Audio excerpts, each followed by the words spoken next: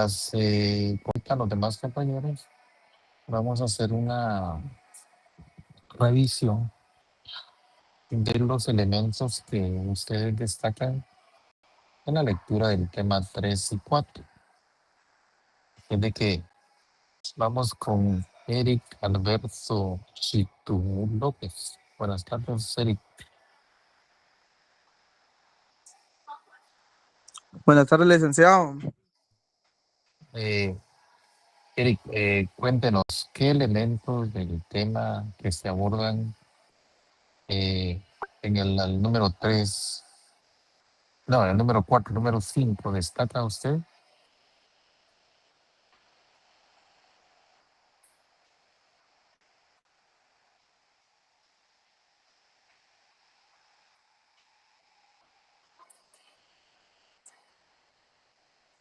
Bueno, vamos a dejar la participación libre, no vamos a elegir.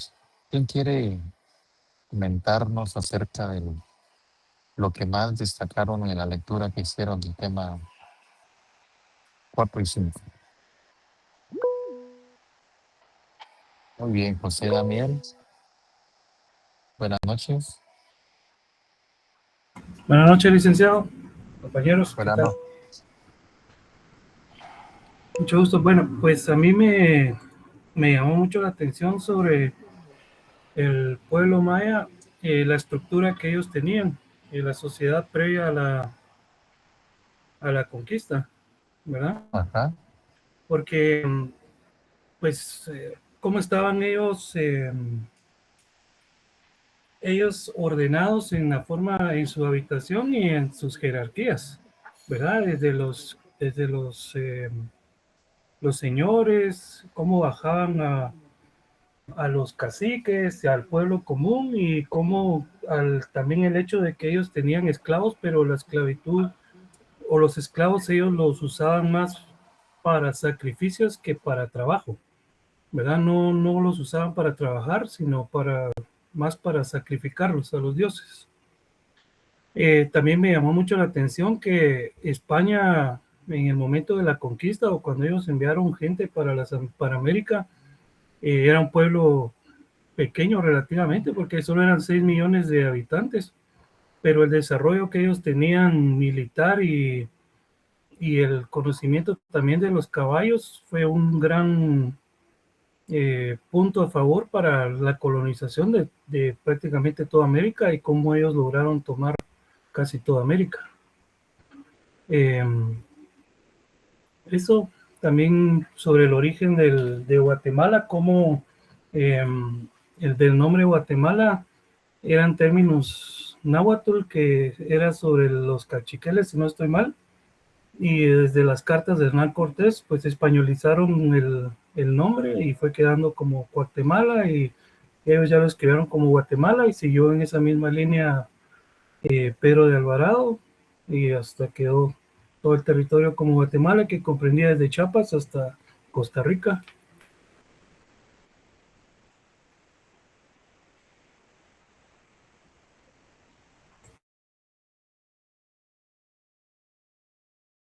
Licenciado, no se le escucha. Tiene su micrófono apagado. Gracias, José Daniel, muy amable por su aporte, muy importante los elementos que destaca respecto a la estratificación social y cómo se fue dando esa evolución según los tiempos de desarrollo, no solo de los pueblos prehispánicos, sino después de la llegada de los españoles. Muchas gracias, José Daniel. Vamos con América Gil y luego con Juan Manuel. Buenas noches, licenciado. Buenas Unos noches. capítulos muy interesantes que creo que al no leer se pierde uno de mucha información, ¿verdad? Pero en este caso yo igual quería resaltar, jamás había escuchado de dónde había surgido el nombre de Guatemala.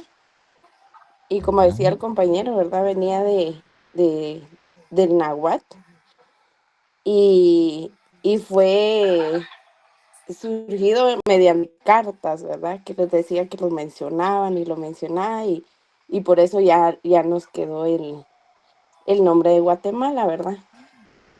también las diferencias bien marcadas que había entre España y este lado del mundo, que uno creería que la esclavitud se ha dado en casi todo el momento, pero ahí hacía resaltar que no estaba el esclavismo marcado como tal, ¿verdad? Sino que era porque no había propiedades a nombre de alguien, sino que las propiedades eran comunales, ¿verdad? Por eso creo que no se llegaba a la esclavitud como tal.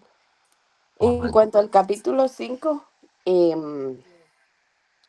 pues que uno cree que es por guerra y apropiación, el cómo se conquistó América y me llamaba la atención que fue mediante una empresa económica, o sea, fue por fines comerciales en realidad, que llegó la conquista a Guatemala, ¿verdad? Y la tecnología que tenía España en ese momento como tal, que en este lado del mundo uno ni alcanzaba a comprender, digo yo, ¿verdad? Ni creería que existía esa tecnología en otro continente. Pues Muy esa bien. sería mi aporte, licencia. Perfecto, América. Muy amable. Buen aporte. Destaca fundamentalmente aspectos relevantes que se dan entre los diferentes, diríamos en este caso, mundos, porque lo que hoy conocemos como América y Guatemala era desconocido, ¿verdad? Teníamos el otro mundo, el mundo que está al otro lado del mar, pero no se tenía la idea de la existencia de esto. Este choque de culturas viene a marcar una situación fundamental en la historia de nuestro país. Gracias, América. Ahora vamos con Juan Manuel Santillán.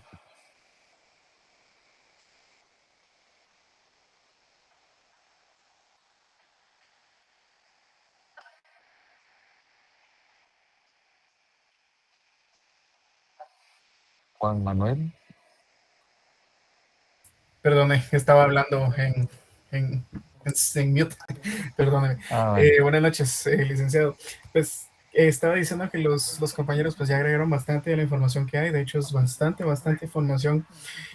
Pero algunos de los aspectos que a mí me gustaría como decir que me parecieron tal vez más interesantes era tal vez la diferencia de la realidad en las dos sociedades, tanto de los mayas como de los españoles en ese periodo de tiempo, cómo explica también el avance tecnológico que tenían los españoles, que fue básicamente la clave de su victoria, su avance en la tecnología bélica, que son tres factores importantes, que eran la pólvora, su ganadería caballar y su trabajo de metales que provenía de Toledo, que eran básicamente eh, conocimiento que aprendieron de los árabes, puesto de las conquistas anteriores que tuvieron. Y por otro lado, los mayas también tenían cierto avance en herramientas, pero era más que todo para cuestiones de caza y agricultura, que tenían trabajos en obsidiana, trabajos relativamente con no materiales de cobre, pero sí tenían unas acuñaciones de cobre. Y pues sí, básicamente es muy interesante ver las dos realidades de cómo estaba el avance tecnológico que tenían. Y también explica un poquito más a detalle la división social que tenían los mayas, ¿verdad? Como el trabajo de las tierras, que era en teoría comunal, pero siempre tenían que rendir cuentas y básicamente no era una esclavitud como tal, también como mencionó José Daniel, pero sí tenían conquistas a otros pueblos y tomaban rehenes, tomaban esclavos y no solo los usaban para sacrificio, también los utilizaban para el trabajo. Entonces sí tenían un cierto tipo de esclavitud, no tanto como la de los españoles, pero sí tenían esa similitud y también lo que mencionaba del nombre de Guatemala, la verdad que se mandan las cuatro cartas. Y básicamente, para agregar un poquito a lo que los compañeros ya habían dicho, también España estaba en una transición económica en la cual básicamente estaban saliendo del feudalismo y estaba empezando a convertirse en un capitalismo manufacturero.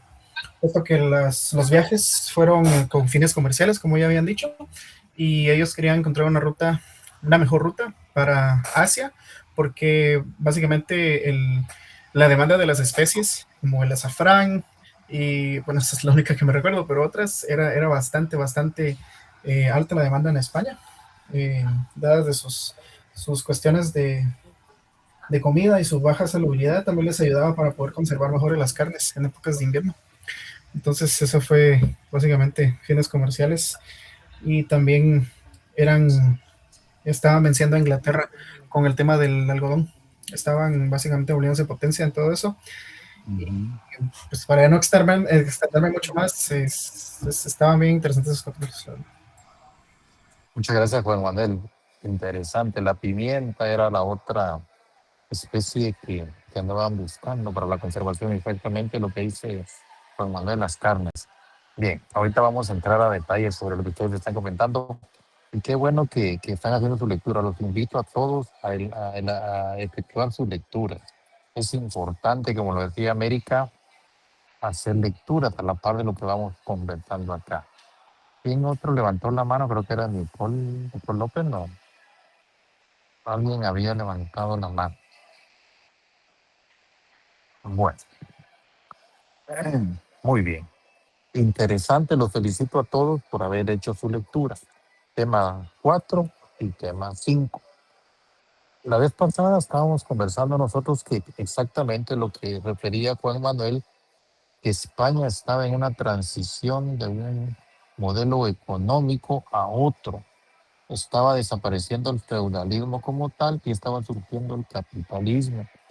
Y el surgimiento del capitalismo va a traer como consecuencia el desarrollo de las ciencias, buscar otras rutas comerciales, exactamente, pero ¿qué movimiento les dije yo ideológico, político, cultural que se dio en Europa y que impulsó los descubrimientos? ¿Cuál fue?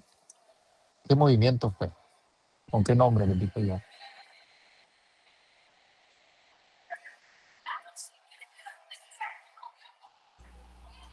El Renacimiento. ¿Se recuerdan que les hablé de esto o no? El Sí. Renacimiento. El Renacimiento es un movimiento ideológico, también político, también cultural, pero fundamentalmente económico y científico. Eso quiere decir que todos esos elementos, la economía, la ciencia, la cultura, lo político, lo ideológico, se unificaron para darle cabida a otro nuevo modo de producción, que es en el que nosotros vivimos actualmente, que es el capitalismo. Estaba concluyendo el feudalismo y estaba dándosele vida a otra clase social. Ya no iban a ser señores feudales, sino que iban a ser la burguesía por un lado y el proletariado por el otro, que es lo que ahora tenemos. Bueno, estamos claros ahí, pero miren pues, les dije también que este choque de dos culturas, como se le quiera llamar, se le puede llamar choque, se le puede llamar conquista, se le puede llamar encuentro, independientemente del nombre que se le atribuye a la llegada de los españoles y el encuentro que se dio acá con los pueblos originarios, va a traer como consecuencia cambios fundamentales y trascendentales en estos territorios. Porque cabalmente alguien mencionaba, habían diferencias en lo ideológico, en lo religioso, en lo económico, en lo tecnológico, entre estos pueblos originarios y los españoles. Pero no solo es lo que generó el sometimiento, la explotación por parte de los españoles en contra de los indígenas. Eso cambia una estructura social, una estructura política, una forma de pensar, las cosmovisiones de los mayas, etcétera, de los que eran descendientes de los mayas. Yo quiero recordarles a ustedes acerca de las fuentes. ¿Cuáles son las fuentes de la historia, dijimos, y cómo se dividen?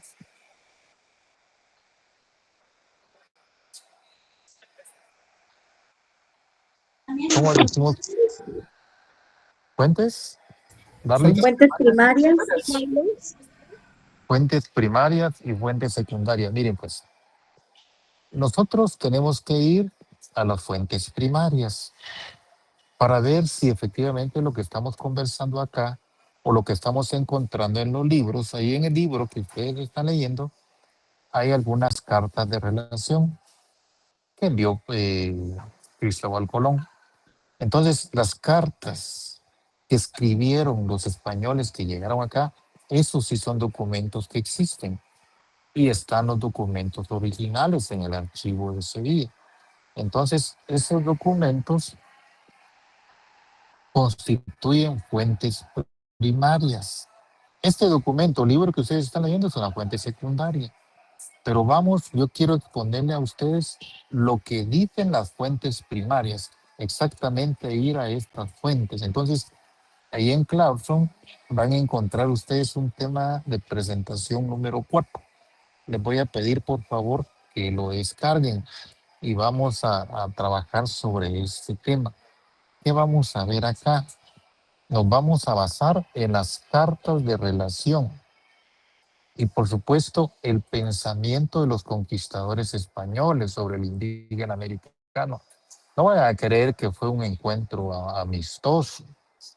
Entonces, aquí, al darse este encuentro entre españoles e indígenas, diríamos que se establecen las bases de lo que es nuestro presente en materia política, en materia económica, en materia cultural, ¿verdad?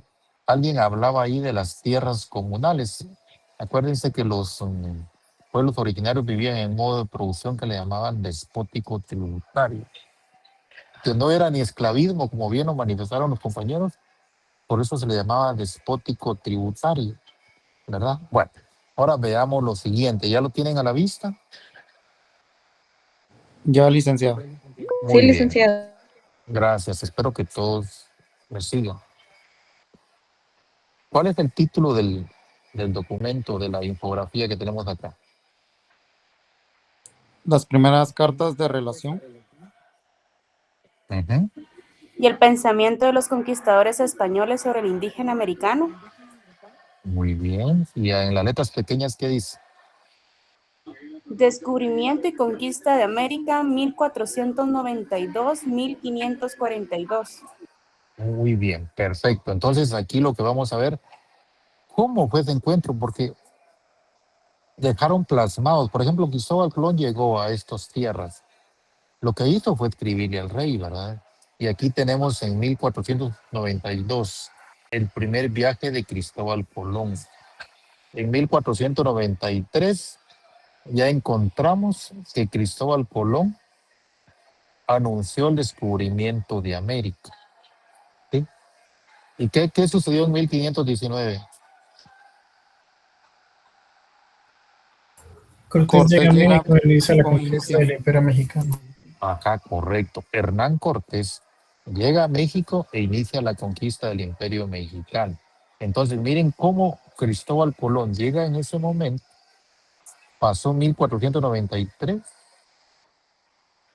y en 1519, como no estaba cerca, ¿verdad?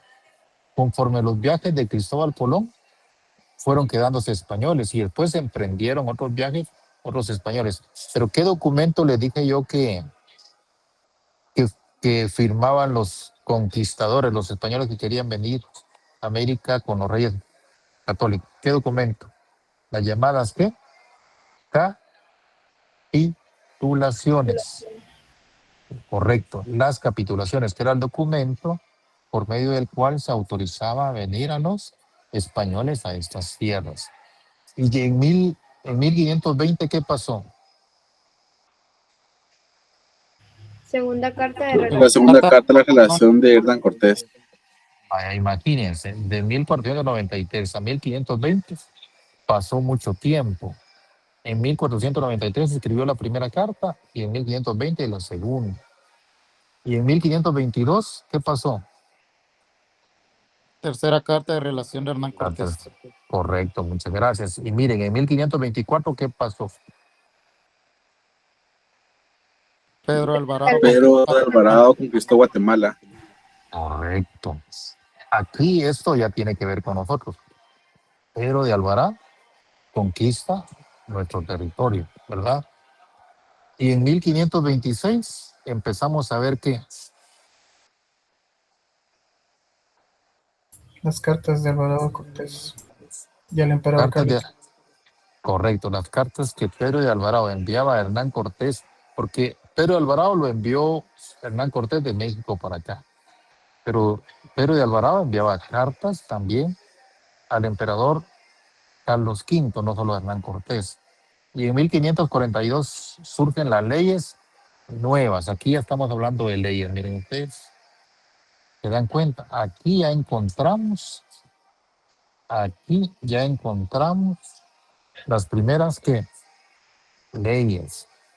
Por supuesto que hay otras, ¿verdad? Pero normativas, como ya habíamos hablado, las normativas que se daban en los pueblos originarios.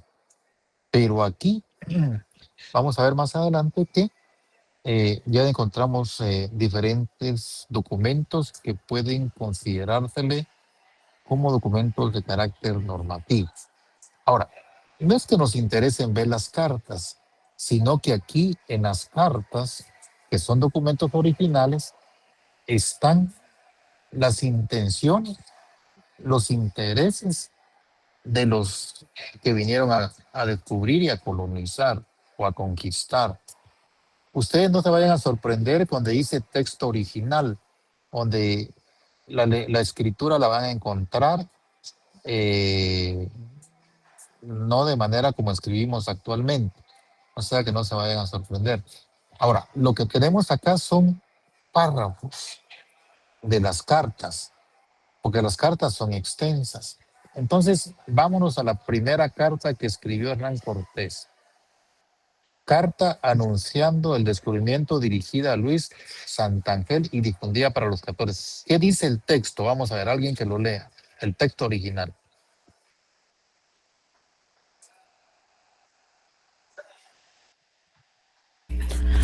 Texto original.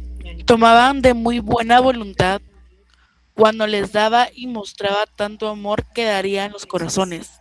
Y de cierta cosa no les vi dar que no lo tomasen con alegría. Archivo de Indias, Patronato Real, Célula 1R1. Muchas gracias, muy amable. ¿Se dan cuenta? Este párrafo está escrito tal y como lo escribió Cristóbal Colón. Por eso es una fuente primaria de la historia, tal y como lo escribió. Y miren lo que está presentando acá. Tomaban de muy buena voluntad cuando les daba. Seguro que les dieron algunas cosas, Cristóbal Colón, y mostraban tanto amor que darían los corazones. Miren, él está manifestando cómo se comportaron los indígenas cuando vieron a los primeros españoles. Y de cierta cosa no les vi dar, que no lo tomasen con alegría. Entonces, abajo, ¿qué dice la interpretación? Colón, sí, sí, lea, por favor, lea. Colón presenta a los indígenas como dóciles y generosos para facilitar a la corona la futura evangelización, el control político y la explotación de sus tierras y riquezas. Imagínense, miren lo que está diciendo Cristóbal Colón a la corona española. Encontrarse con personas no solo que pensaban distintos, se comportaban distintos, se vestían distintos, tenían otra forma de vida. Seguro el encuentro inicial podría haber sido muy cordial, el inicial. Pero ahora vamos a ver lo que Hernán Cortés le manda a decir al rey, ¿sí? Lo que Hernán Cortés, el conquistador de México. Veamos qué dice el texto original.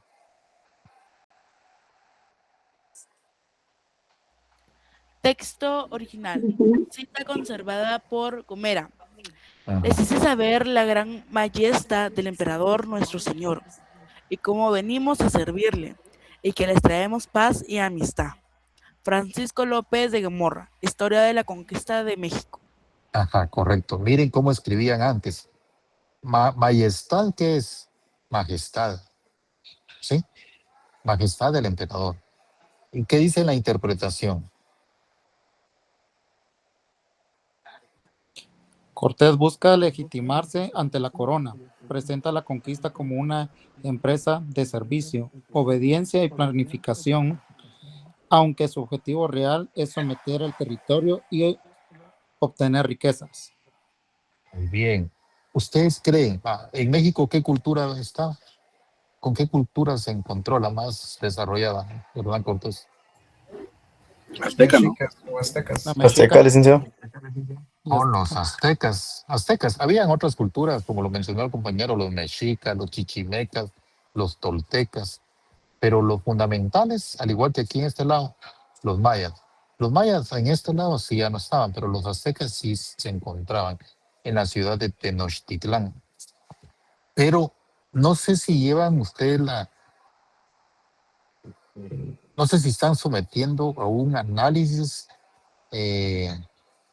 lo que se escribían y tratando de reconstruir ese momento histórico del encuentro, no solo de Cristóbal Colón, sino ya acercándonos a la conquista de nuestro país vecino, que no se conocía como México, era la ciudad de Tenochtitlán, donde estaban los aztecas. Ahora, en 1520, Hernán Cortés, conquistador de México, escribe la segunda carta de relación. Alguien que lea el texto original, ¿qué le cuenta Hernán Cortés a los reyes? Han grandes ciudades y pueblos y muchas provincias, y caciques, y señores y grandes poblaciones, y hay en ellas muchos mercaderes y gran tráfico y trato. Cartas de relación 2. Muy bien. ¿Qué estaba diciéndole Hernán Cortés a la corona?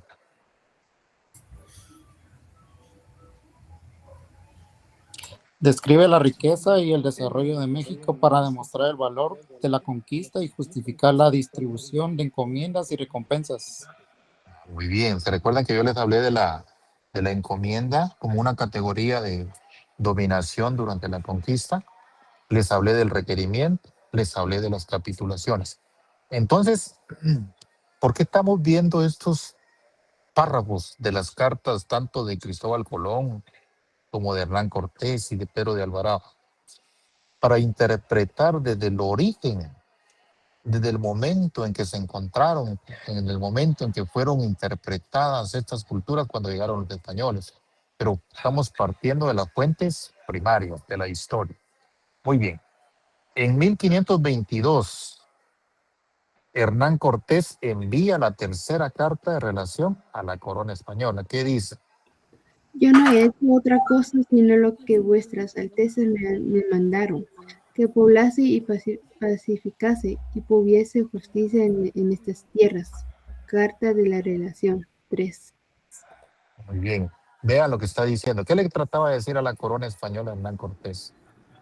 Cortés se presenta como fiel servidor de los reyes y atribuye la conquista a su mandato, ocultando la violencia y el sometimiento de los pueblos originarios. Ajá, correcto. En estas cartas ya Hernán Cortés, no vayan a creer que estaba pacificando a los indígenas. Los estaba sometiendo bajo violencia. No le decía eso al rey, por supuesto. Le mandaba a decir otra cosa. Pero ya tenemos acá la primera carta del conquistador de nuestro territorio. ¿Qué le manda a decir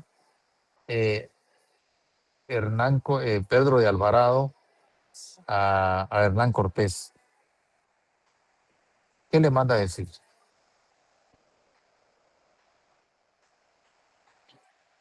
Esta tierra es muy fértil y de gente muy trabajadora y de gran rescate de oro y otras cosas. Y podrán vuestras majestades mandar en ella y hacer mucha ganancia. Carta de Pedro de Alvarado a Hernán Cortés, 1524 AEGI, Patronato 91 R1. Muy bien. Aquí es el Archivo General de Indias. Estas cartas de relación que escribieron a puño y letra estos señores están en España, ¿sí? En India, en el Archivo General de Indias, en España. Allí que uno va, encuentra estas cartas. Seguro que no escriben igual, pero está escrito tal como ellos lo hacían. Ahora, vean cómo le da relevancia Pedro de Alvarado al oro y a otras cosas. Y miren cuál es la interpretación a la cual podríamos llegar. Subraya la fertilidad del trabajo indígena y del oro para atraer el apoyo de la corona y asegurar su gobernación y recompensas personales. Perfecto. Ahora, viéndolo desde este punto de vista, lo que escribe Cristóbal Colón, lo que escribe Hernán Cortés y lo que escribe Pedro de Alvarado, vamos a ver que ellos tenían estas tierras. Ya no tanto por la Iglesia Católica y ya no tanto por, por el rey, sino por ellos mismos. Permítame un momentito ustedes. Permítame un momentito.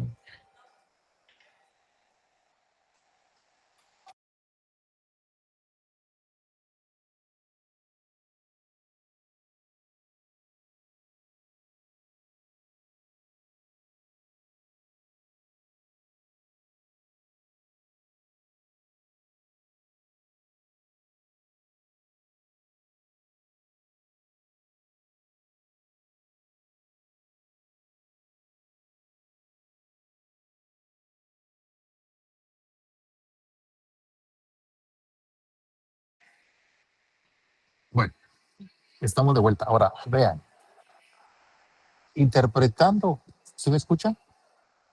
Sí, licenciado, se le Sí, escucha. licenciado. Sí, licenciado. Gracias, gracias, muy amable. Interpretando estos documentos originales, tanto de Cristóbal Colón, Hernán Cortés y Pedro de Alvarado, ya nos puede dar una idea de cómo fue el encuentro. Y es que no hemos visto las otras cartas. ¿Qué pensaban los otros españoles que vinieron? Porque no podríamos estar hablando solo de Pedro de Alvarado, de Hernán Cortés. Con Pedro de Alvarado, ¿quién venía?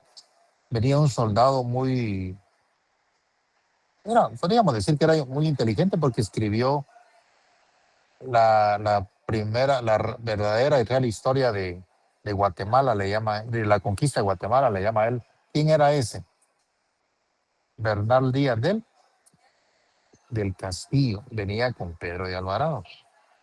Y Pedro de Alvarado seguro se trajo algunos pobladores de México para someter a los pueblos de acá. Ahora veamos qué pensaban, qué pensamiento tenían los conquistadores y otros españoles que llegaron acá respecto al indígena.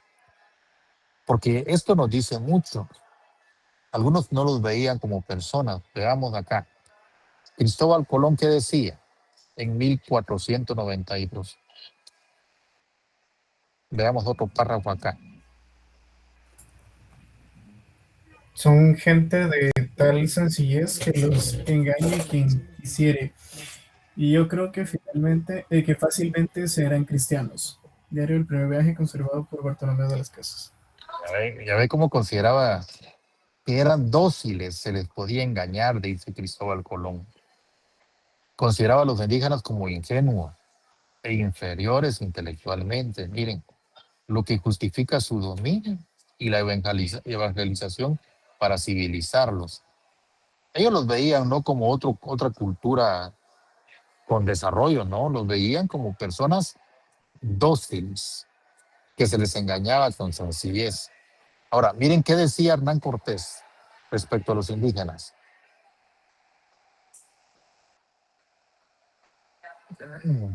¿Qué dice? No tienen armas, ni las saben hacer, porque no las conocen. Yo les daré y enseñaré a hacer, y luego tomarles Tenerles subjulgados. Tenerles subjulgados Uh-huh. es como sometidos, ¿verdad? Hernán Cortés, el conquistador de México, consideraba a los indígenas incapaces de defenderse y justifica la conquista como un derecho natural de los españoles a someterlos. Miren, pues, a los indígenas.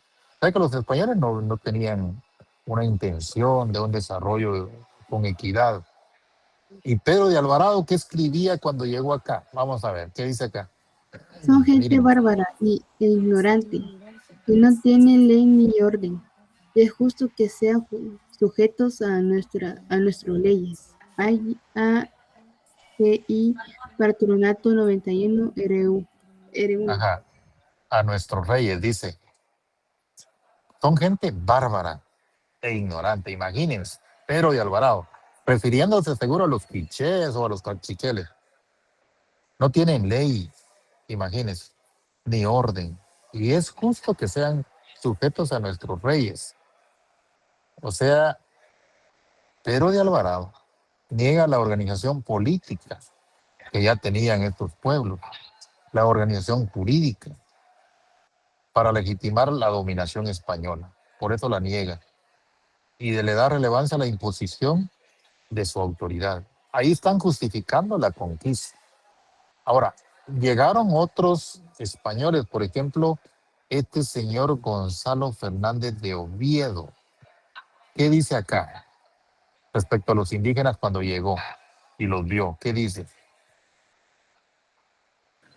Son como niños en entendimiento y tan cobardes que por poco se espantan, y así es justo como les gobernamos.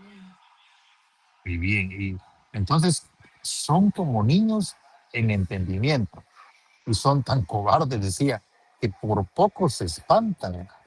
Y así es justo que les gobernemos. Entonces, ¿qué expresa?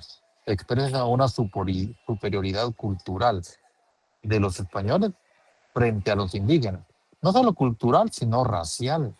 De ahí viene la discriminación que nosotros a veces hacemos para justificar la conquista y el trabajo forzado y la cristianización. Eso decía este señor González Fernández de Oviedo en 1526 durante el proceso de conquista. ¿Qué decía Gines de Sepúlveda? Estos hombres son por naturaleza siervos, son menos que hombres y más próximos a las bestias. Imagínense todo lo que pensaba este señor. Los semejaba con las bestias, los caballos. No los consideraba gentes. Era un argumento teológico, este era sacerdote, pero también un argumento político que negaba la humanidad plena del indígena.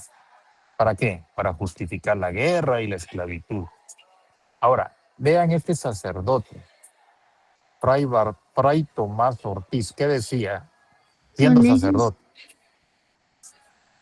Son necios sin entender, como ovejas sin pastor, de manera que necesitan que se les manda. Bien, imagínense. Ahí empieza aquella palabrita que nosotros a veces asociamos cuando estamos hablando del indígena. ¿Por qué son tan necios?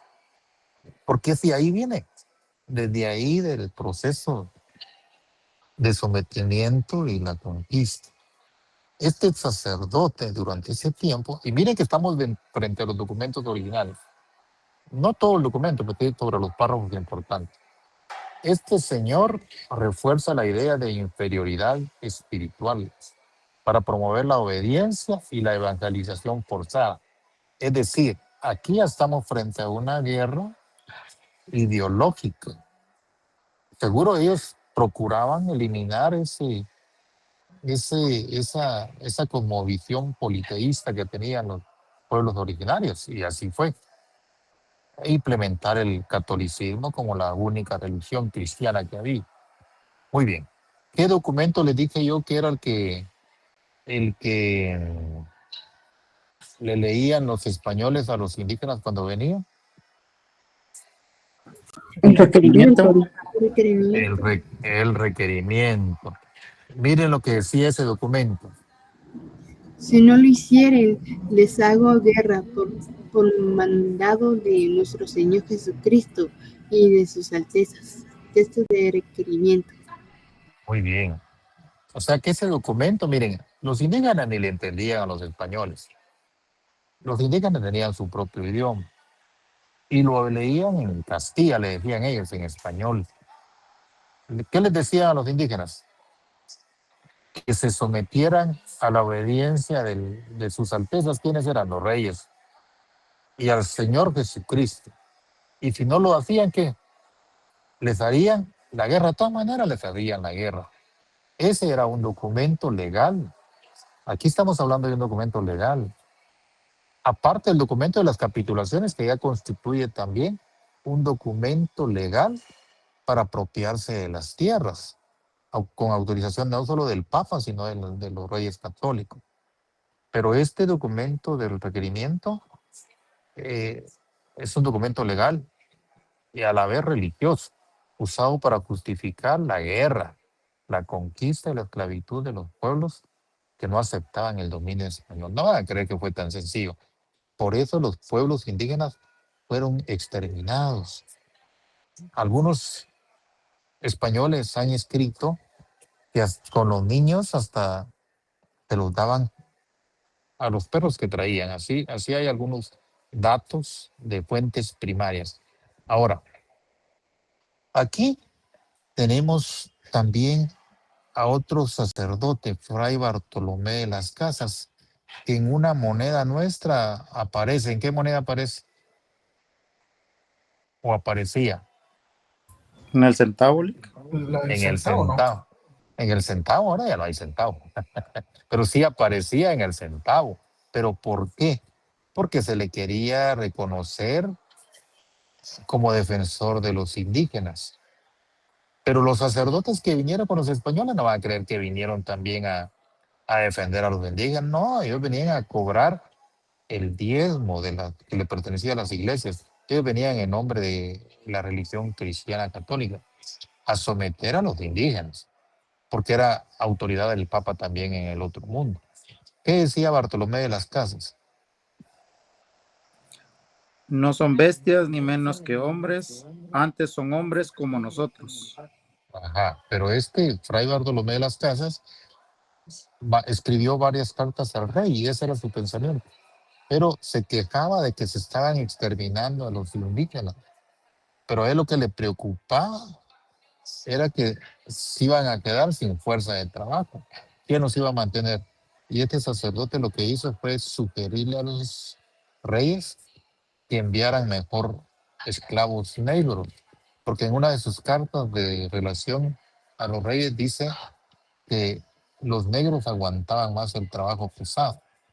Entonces, algunos consideran que Fray Bartolomé de las Casas denunciaba los abusos, ¿sí? Y defiende la dignidad y el respeto humano de los indígenas y sus derechos y propone la evangelización. De todas maneras, si propone la evangelización, estaba violentando el aspecto cultural de los pueblos originarios. Bueno, estaba respetando su cosmovisión. Ahora, esto le da a este sacerdote el que lo coloquen en el centavo, como usted dice, como defensor de los indígenas. Cuando uno estudiaba primaria, la educación primaria, le preguntaban ¿quién fue el defensor de los indígenas? Uno rápidamente respondía Fray Bartolomé de las Casas. ¿Sí? Había otro sacerdote, miren, Francisco de Vitoria. Francisco de Vitoria decía que los indios son verdaderos señores y propietarios de estas tierras. Miren lo que decía él. Ese tenía algo de razón. Y los españoles no tienen derecho a dominarlos por la fuerza. Este era más directo, era como ya entrando en un conflicto con los conquistadores. ¿Pero por qué cree que lo decía? Correcto, enfático. ¿Por qué creen que lo decía? Porque él se fijaba que les habían expropiado sus tierras y les habían puesto a trabajar forzadamente. Entonces, sostiene que los indígenas tienen derechos naturales, critica la guerra de conquista y propone el derecho de gentes que en alguna medida lo toma la corona española. Y vamos a ver más adelante que los reyes católicos escriben una primera normativa que se llama el derecho de indígena. ¿Sí? Ahora, ¿cuáles son los verdaderos intereses de la corona española?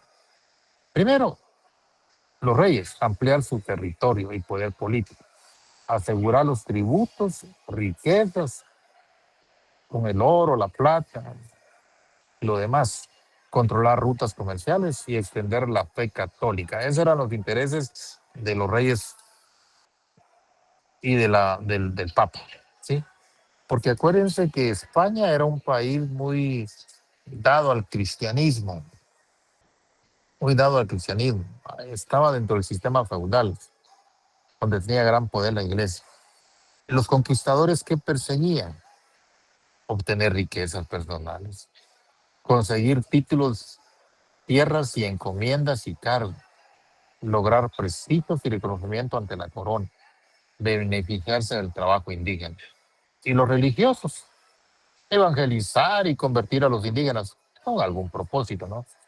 Fundar iglesias y doctrinas, colegios, obtener apoyo de la corona para sus órdenes. Algunos defendían a los indígenas, otros justificaban la conquista, siendo religiosos. En común, creían llevar la civilización y verdadera religión, supuestamente, entre comillas. Consideraban su cultura superior y justificaron la dominación como voluntad divina y un mandato real. ¿Sí? Ahora, veamos lo siguiente. Viendo todo esto, podemos decir que la conquista de Guatemala se dio en varias fases. Una conquista de carácter político. ¿Sí? Desarticularon el Estado que tenían los pueblos nativos. Los sometieron políticamente. Una conquista de carácter económico. Los expropiaron, les quitaron sus tierras y los explotaron. Una conquista ideológica, porque lo sometieron al monoteísmo, del politeísmo lo pasaron al monoteísmo, una sola religión, ¿sí? La conquista tuvo un carácter político, económico y un carácter ideológico, en 3 fases. Esas podríamos decir que son las fases de la conquista. ¿Estamos de acuerdo? Sí. Muy bien. Muy bien. Ahora, ¿cuáles son las categorías que prevalecen en ese proceso de descubrimiento, conquista o colonización? ¿Qué categorías son las o conceptos que les diga yo que había que destacar? ¿Cuáles son? A ver si se recuerdan porque tienen mucha relación. Esos son importantes. Las K, el medio legal para autorizar la venida al Nuevo Mundo, tomar las tierras en nombre del rey y en nombre del Papa. Entonces, ¿qué documento era? Las capitulaciones. Las capitulaciones. Perfecto, las capitulaciones. Por ejemplo, ¿con qué documento legal venían los españoles? Les hacían saber a los indígenas que tenían que someterse al dominio de los reyes y al cristianismo. ¿Con qué documento legal era? El requerimiento. El requerimiento, perfecto. Muy bien. Por ejemplo, ¿cuál fue la categoría de carácter económica que impusieron los españoles para la explotación de los indígenas cuando se dio el proceso de conquista? Donde los agarraban supuestamente ahorita vamos a ¿La ver. encomienda, licenciado? Perfecto, la encomienda. La encomienda porque encomienda viene de encomendar a un grupo de indígenas para cristianizarlos, supuestamente protegerlos, pero era para explotarlos, para que trabajaran para el español, para que tributaran a la corona española, para que tributaran a la iglesia católica, para que le trabajaran las tierras a los conquistadores. Por eso los encomendaban. ¿Qué otro concepto? No se les olviden estos conceptos, la encomienda. ¿Qué otro concepto está relacionado con el proceso de sometimiento del indígena durante la conquista española, el cual consistía en repartir a cierto grupo de indígenas a cada uno de los conquistadores. El repartimiento. El repartimiento, perfecto. El repartimiento. Dentro de todo ese escenario del proceso de conquista, no vamos a hacer referencia a cómo llegó Pedro de Alvarado. Eso ya lo tenemos, esos datos. Nos los contaron desde la primaria, básicos y diversificados. Entró por el lado de Occidente, se topó con los quichés, que los cachiqueles y los quichés estaban en conflicto y que así sucesivamente fueron sometiendo a cada uno de los pueblos. Ahora, ¿qué pasa después del proceso de conquista? No vayan a creer ustedes que la corona española conquistó y se retiró. No. Si los españoles llegaron, fue para dominar. Los españoles dominaron. Pero ¿qué hicieron los reyes católicos aquí en estos nuevos territorios? Porque pasó a ser territorio de los reyes. ¿Qué hicieron? Formaron correcto, colonizaron. ¿Pero qué hicieron? ¿Formaron un estado o no? ¿Fundaron estado? Sí. Correcto. Vamos a ver cómo formaron ese estado, porque recuerda que los pueblos originarios tenían su propio estado, su propia forma de organización política. Pero aquí, ¿qué había? Ya había presidente, había vicepresidente. ¿Qué Gobernantes. impuso? Sí, gobernantes, pero ¿cómo se llamaban? ¿Cómo se llamaban? Eran capitanías, ¿no? Correcto. No. ¿Dónde estaba la capitanía? ¿Cómo se le llamaba a este territorio que comprendió, como lo mencionó el primer compañero, desde Chiapas hasta Costa Rica? ¿Cómo se le llamó? ¿Capitanía General del Reino de Guatemala? Capitanía. Mira, pues, ¿qué hizo la corona española? Cuando ya había conquistado, y ahorita ya entramos a la época colonial, instauró un estado que se le conoció. Lo que hizo la corona española fue crear diferentes virreinatos, creó varios virreinatos. Hubo uno en Granada, en Argentina, hubo otro en México, el virreinato, ¿cómo se llamaba el de México? Que eran virreyes. ¿Cómo se llamaba el de México? Si ustedes colocan, y yo les comparto ahorita, esto es fácil, no voy a perder tiempo en eso porque ustedes lo pueden buscar. Era el virreinato de la Nueva España, ¿no? Correcto, el virreinato de la Nueva España. Así se llamaba, porque ahí en México, después del proceso de conquista, se estableció un virreinato. Había un virrey, que el rey lo ponía, ¿no? Pero aquí en Guatemala, ¿hubo virrey o qué hubo? ¿Qué hubo aquí en Guatemala, lo que se conoció como Guatemala después? ¿Qué hubo? Hubo un capitán general. Un capitán general. Cuando ustedes van a Antigua Guatemala, miran el Palacio de los Capitanes, le llaman. Ahí estaba el capitán general. ¿Sí? ¿Y cómo se le llamaba el territorio que abarcaba ese capitán general? Capitanía General el Reino de Guatemala, así se llamaba. Capitanía General del Reino de Guatemala.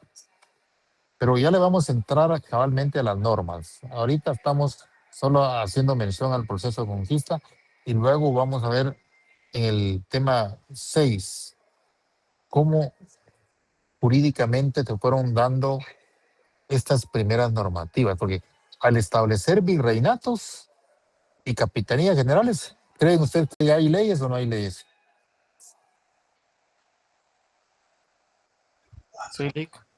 Sí, licenciado.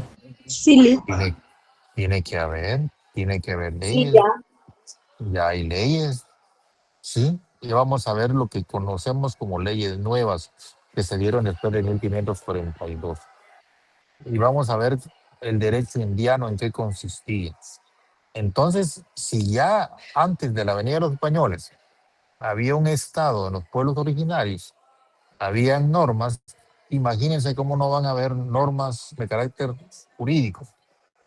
Si ya se establecieron virreinatos, se establecieron capitanías generales.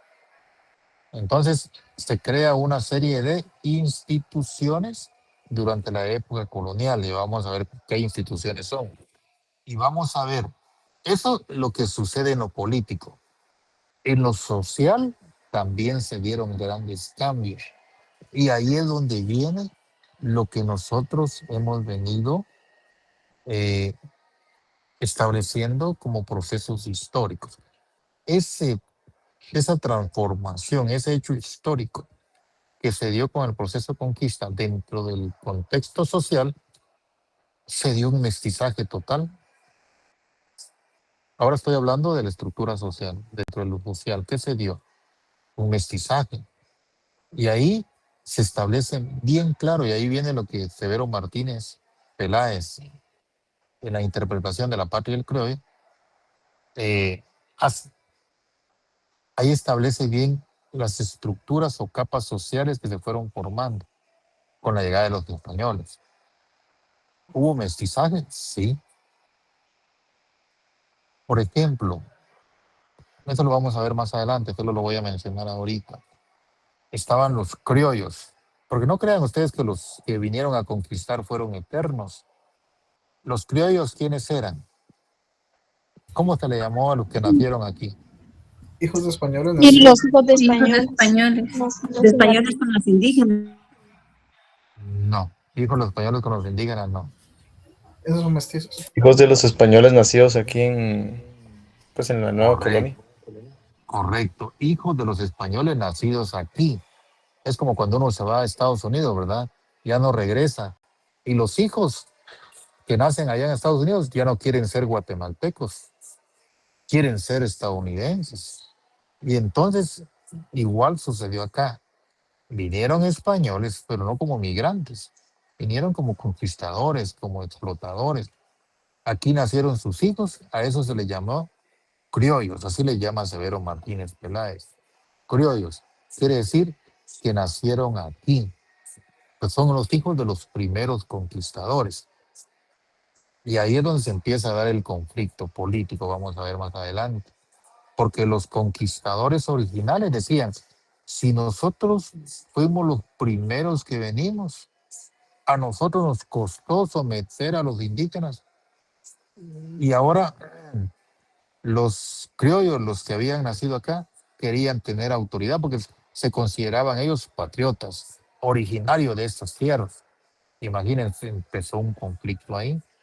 Entonces, los conquistadores fueron desapareciendo, pero los criollos, los hijos de los españoles, fueron quedándose con esa riqueza que fueron generando a partir de la explotación, del sometimiento, del trabajo forzado de los indígenas. Y viene desde esa época colonial como herencia. Las tierras comunales que tenían los indígenas, las llamadas cementeras, los pueblos que vivían pegados, esas tierras comunales fueron desaparecidas. Y aún en algunos municipios, cuando uno va actualmente, hay tierras comunales. Hay tierras que pertenecen a la comunidad. ¿Y por qué creen ustedes que son los conflictos a veces dentro de diferentes comunidades? Porque decían que estas tierras pertenecían a sus ancestros. Hay conflictos territoriales por eso también, porque son tierras comunales, ¿verdad? Entonces, y va a haber otro sector que se le llama como los mestizos. Los mestizos, que son los hijos de los españoles con los indígenas, que a veces eran resultado de las violaciones de los indígenas. Y los niños eran lanzados a las calles abandonados. Por eso se crearon muchos orfanatos. Y ahí tenía su papel la Iglesia Católica, ¿verdad? De ahí vienen las monjas, los orfanatos, niños abandonados, los mestizos. Los que ahora dicen llamarse ladinos. ¿Por qué? Porque no eran ni indígenas ni eran españoles, ni eran criollos. No se ubicaban, no eran criollos porque no eran hijos de los españoles nacidos acá. Eran hijos de ese proceso, resultado de estos mestizajes. Pero también había otro grupo social que se le conoció con el nombre de los mulatos, ¿verdad? Porque como después también trajeron negros para acá. Igual algunos españoles se han de haber llevado a algunos indígenas como sirvientes para España. Eso sucedió porque era mano de fuerza sin valor, no había pago, ¿verdad? Entonces, seguro algunos indígenas fueron por allá, pero igual sucedió acá. No solo trajeron también, vinieron otros españoles, sino esos españoles también trajeron algunos negros. Y la relación que se dio entre indígenas y negros, surgió un grupo que se le conoció como Samos, ¿verdad? Sambos. Y también había otros que les conocía como los mulatos, ¿verdad? Que eran los hijos de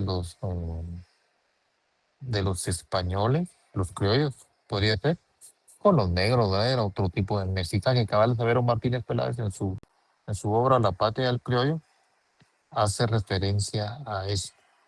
Bueno, ahora dentro de lo ideológico, vamos a ver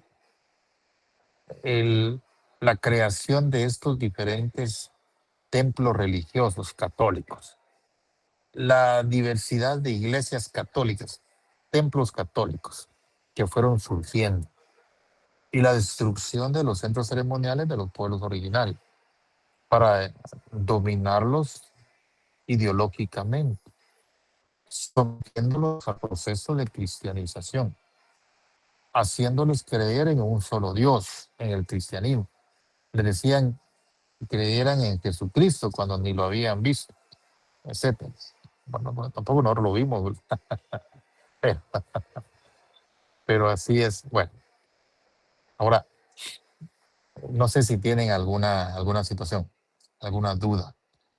Yo, la próxima clase vamos a hacerla más dinámica, vamos a hacer una serie de ejercicios, pero quiero que lean el siguiente tema. ¿Qué dice el tema número 6? Vamos a ver si tienen el libro ahí. ¿De qué habla el tema número 6? ¿Cuál es el título del tema número 6? Base jurídica de la colonización española en América. Correcto. Bases jurídicas. Ahí entramos ya específicamente en lo legal. ¿Dónde está la historia jurídica ahí? Si ustedes se dan cuenta, hemos venido hablando de la historia jurídica desde los pueblos prehispánicos y ahorita con los diferentes conceptos que yo les dije que se recordaran. Encomienda, repartimiento, capitulaciones. Y todavía hay otro que les dije yo la vez pasada que eran las bulas, ¿qué? Las bulas papales. ¿Qué era eso? Las bulas papales. Es la intervención que tuvo el Papa entre España y Portugal para disolver ese conflicto que había entre territorio conquistado, Brasil, ¿a quién le correspondía? ¿Si a Portugal o a España? Bueno, entonces, ¿y el tema 7 de qué habla? ¿Cuál es el título? Quiero decir. El rey. Perdón, no lo escuché. Organismos. Organismos. Si hay instituciones, ya les dije, si hay estados, hay normas. Y si hay normas, hay instituciones. El Consejo de Indias, el contrato, las contrataciones de Sevilla, todas esas instituciones las vamos a ir viendo. La misma Capitanía General de Guatemala, los mismos virreinatos, ¿sí? La Real Audiencia, son instituciones que se dieron durante la época colonial y esas instituciones tienen una normativa jurídica. Entonces, ¿cómo se llama, cómo se denomina al tema número 7?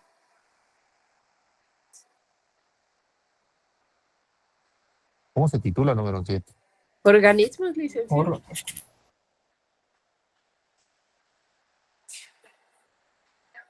¿Y el tema número 8?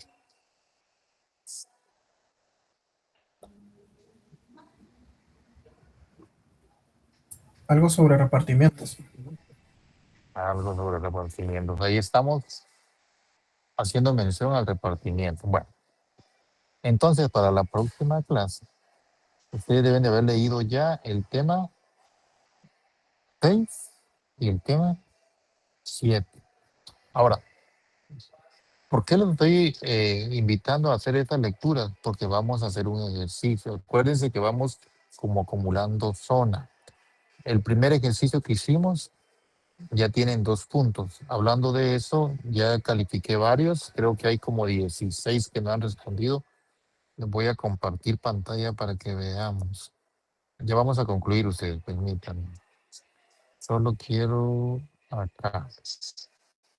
Aquí está lo de los trabajos, miren. Trabajos de clase. Acá. 26 son los que no han hecho la tarea. 102 entregadas. Ya les coloqué su nota. ¿Ya vieron que está calificada o no lo pueden observar? Lo he visto.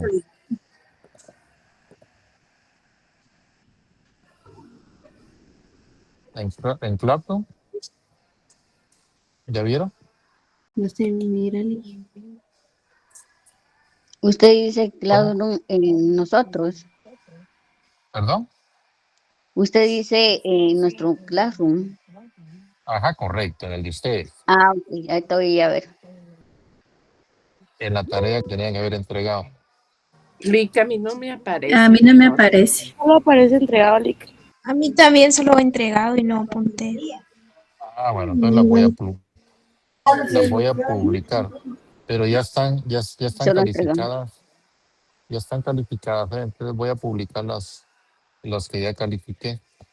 Porque acá tenemos entregadas 102, miren, y todas estas 102, ¿sí observan la pantalla o no? ¿Sí? Sí, licenciado. Sí, licenciado. Pues, aquí ya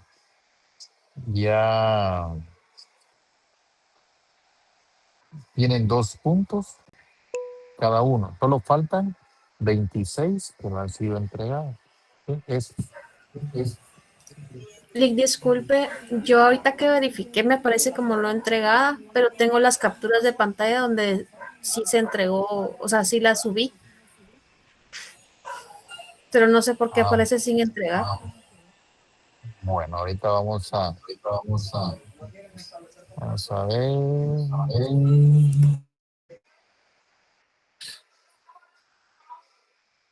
Bueno, voy a publicar las calificaciones, pero ya 102 están calificadas, están entregadas, están calificadas. Ahora vámonos a... Licenciado, disculpe, fíjese que a mí me aparece entregada, pero la nota todavía no. Ah, bueno. Ahorita vamos a ver eso. Ahora vámonos Muchas gracias. Gracias, muy amable a usted. Licenciado, buenas noches, disculpe. Fíjese que yo le había escrito a usted porque a la hora de cargar el archivo se cargó solo el donde hice yo el resumen, como lo había hecho en 2 partes, pero sí tenía el documento completo porque uno lo hicimos nosotros en la clase. No sé si usted recuerda. Para el resumen, pues sí era ya de nosotros. Y sí lo tengo ahí, pero sí lo entregué. Ah, bueno. Pero sí lo agregó al documento. Sí entregué el documento, pero solo donde sale el resumen. Según yo, sí se habían guardado los cambios de los 2 archivos. Y pero yo le no escribí ahí. ¿Cómo? ¿No lo hizo en el mismo documento? No, lo hice en diferentes documentos de Word. Y entonces yo pensé que se había mandado el archivo completo, pero o sea, sí tengo las 2 partes, pues tanto como la que hicimos en la clase como la que yo hice ya parte del resumen. Pero lo hubiera unificado, ¿no? Si lo unificó usted. Sí lo unifiqué, pero le comentaba de que fue error mío a la hora de subirlo, de que según yo había subido el documento completo, pero no. Ah, bueno. Entonces,